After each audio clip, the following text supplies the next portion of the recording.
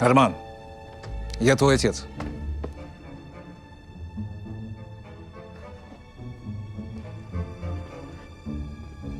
Сендерді бір минутқа жалғыз қалдыруға болмайды. Он имеет право знать.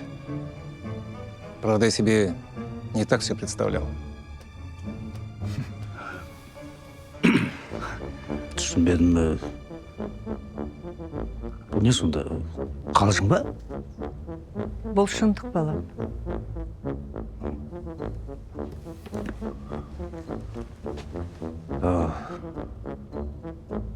Әкем біле ма?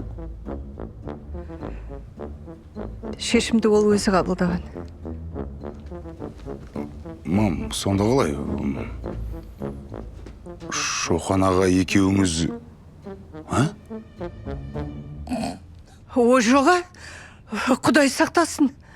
42 жыл бұрын ол сені бізге тастап кеткен. Бізге ешнәрсе демей, хабар ошарсыз кетіп қалды. Ол кезде біздің балаларымыз жоқ болған. Біз екеуміз ақылдаса келе,